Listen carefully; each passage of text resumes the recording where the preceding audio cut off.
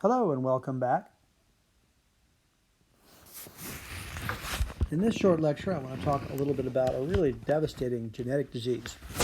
And I've tried to do a few of these throughout the class. Um, and I also want to talk about the potential cures for some of these diseases, which I think they're recent and they're important. And I think there is a revolution occurring in biology right now. Some major advances have been made, some incredible discoveries that result in the ability of us to manipulate human genomes if we wanted to, or the genomes of other animals with relative incredible precision, accuracy, with opportunities to cure diseases that we've never really thought we would ever be able to cure. So let's take a look here. The disease I'm going to bring to you today is called Tay-Sach disease. And it looks like I just erased my word there. And it's spelled Tay, T-A-Y-S-A-C-H apostrophe S. And this is a really sort of an awful condition. It affects young, very, very young children. It's identified by a sort of a cherry red spot in the retina when they're younger. And that begins shortly thereafter, followed by blindness. And the children lose their nervous ability, and they basically sort of flop over, and they eventually die. And we're talking about death before the age of 2. But after birth. So this is a really miserable disease. And a couple things I wanted to talk about. One is, how does it work? Like, what is the pathology of this disease? And then we'll talk about what the potential may be for a cure. So when we look at this, as I've drawn a cell here for you to look at, this is, I got the cell membrane around the outside and some basic organelles. I've got the nucleus in the center, and then I've got this endoplasmic reticulum going around here, where we know the proteins are produced on the rough ER, and I've even put in a Golgi complex, and then I've got a lysosome over here.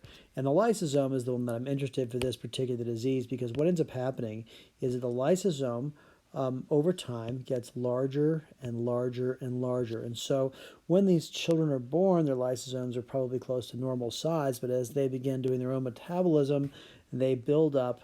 The size of this increases bigger and bigger. And so in particular, this happens in the nervous tissue, which there's a lot of it in the optic nerve. And so this is one of the reasons the optic nerve swells with these giant lysosomes in cells that become so enormous that they overwhelm the entire cell, pushing everything else to the side, and eventually completely incapacitate the nerves. So you might ask, okay, what can we learn about that information? What do we know about the lysosome? That organelle, what does it do? Think to yourself, I'll tell you what it does. Okay, it is what we call the recycler or garbage disposal if you want. But basically what it does is it chops up molecules that are typically waste molecules to be recycled into other molecules. So it chops up fats, it chops up proteins, it chops up anything that's done being used, gets carried to that lysosome, where it should get in a highly acid environment and with all these enzymes, should get chopped up, and then that's basically where all your waste products go. So you ask yourself, why do you end up with a giant lysosome? So in class, we looked at this and we thought, well, I said, if you got a trash can in your dorm room and it's building up until it takes over the dorm room, there's either two reasons. One is, why are you producing so much garbage? And the second is, maybe somebody's not taking out the trash. Okay, both of those are reasonable explanations. What we see happening in this case is there are enzymes in that lysosome that cut up the molecules. And one of those enzymes is called hexoaminidase A. And you could look up Tay-Sachs, by the way, online.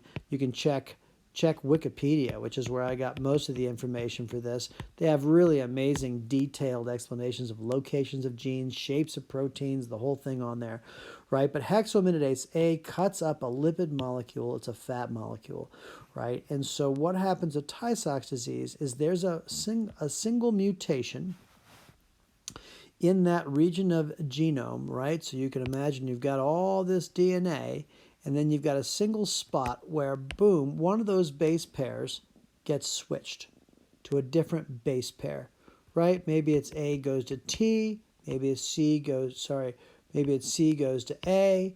Whatever it is, it changes the sequence of the amino acids, right? So changes the amino acid sequence, which changes a protein. And if a protein's job is to cut up fats, it doesn't work anymore. So here you end up with a single mutation right over here on your genome that could be the one that results in a not a functioning hexoaminidase A. But everybody has two copies, right? So for the first time this mutation was ever observed, surely the person had another copy. So as long as you have one is enough, right? This is enough. So you can still chop that stuff up. It just will produce a lot of that protein product. So, however, so we can say that if your heterozygotes are healthy, but if you're homozygous for the two mutations, they're not healthy, and there's no way to break down that fat. And as a result, it builds up in the cells and kills them. So it's like a single base mutation. One base mutation. So when we think about how you could cure that, you would want to go into that DNA somehow, and you would want to fix that change, right? You would want to go in there and fix it. Very, very hard to do. Very, very hard to do. Recently, a woman named Jennifer Doudna, and I think you should watch this. We watched it in class. The video by Jennifer Doudna about how CRISPR-Cas9 works. She discovered this thing, and she figured out a way to make it work for us. It's incredible. She discovered that in bacteria,